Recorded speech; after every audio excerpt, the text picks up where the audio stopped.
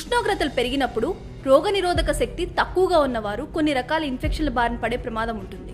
అలాంటి ఇన్ఫెక్షన్లో ఒకటి chicken pox. దీన్నే అమ్మవారు లేదా ఆటలమ్మ సోకిందని కూడా అంటుంటారు. చికెన్ పాక్స్ వారిసెల్ జోస్టర్ అనే వైరస్ వల్ల సంక్రమించే ఇన్ఫెక్షన్. ఒకసారి ఈ వ్యాధి బారిన పడిన వారి శరీరంలో దీనికి వ్యతిరేకంగా పనిచేసే యాంటీబాడీలు ఉత్పత్తి అవుతాయి. కాబట్టి మరోసారి ఈ వ్యాధి సోకే ప్రమాదం ఉండదు. చికెన్ పాక్స్ ఓ అంటువ్యాధి. ఇది సోకిన వారితో సన్నిహితంగా ఉండే వారికి వ్యాధి వ్యాపిస్తుంది. చికెన్ పాక్స్ సోకిన వారిలో ఏర్పడే పొక్కుల నుంచి కారే రసి ద్వారా వైరస్ మరొకరికి వ్యాపించే ప్రమాదం చాలా ఎక్కువ. ఈ వ్యాధి సోకిన వారిలో జ్వరం, నీరసం, ఒళ్ళు నొప్పులు, ఆకలి మందగించడం, తలనొప్పి, శరీరం మీద పొక్కులు వంటి లక్షణాలు కనిపిస్తాయి. ఈ లక్షణాలు 10 నుంచి 12 రోజుల పాటు ఉంటాయి. చికెన్ పాక్స్ సోకినప్పుడు చాలా మంది సొంత వైద్యం చేస్తుంటారు.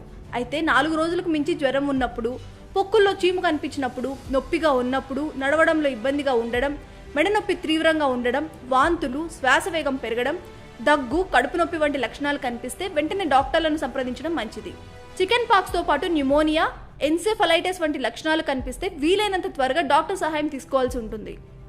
ఇంట్లో చికెన్ పాక్స్ సోకిన వారు ఉన్నప్పుడు కొన్ని ప్రత్యేక జాగ్రత్తలు తీసుకోవడం అవసరం. రోగి పడుకునే గదిలో వెంటిలేషన్ సరిగ్గా ఉండేలా చూసుకోవాలి. తాగేందుకు ఎక్కువ నీళ్లు ఇవ్వాలి. పండ్లు ఎక్కువగా తినాలి. రోగి వాడిన వస్తువులు ఇతరులు వాడకూడదు. వాటిని బ్లీచింగ్ సొల్యూషన్ తో శుభ్రం చేసి ఎండలో బాగా ఆరబెట్టాలి. ఆ తర్వాతే ఇతరులు వాటిని ముట్టుకోవాలి. పొక్కులు ఏర్పడిన చోట దురదగా ఉంటుంది. అక్కడ కాల్మైన్ సొల్యూషన్ రాయడం వల్ల మంచి ఫలితం ఉంటుంది. కొద్దిపాటి విరామంతో తరచుగా తడి వస్త్రంతో శరీరాన్ని తుడవాలి.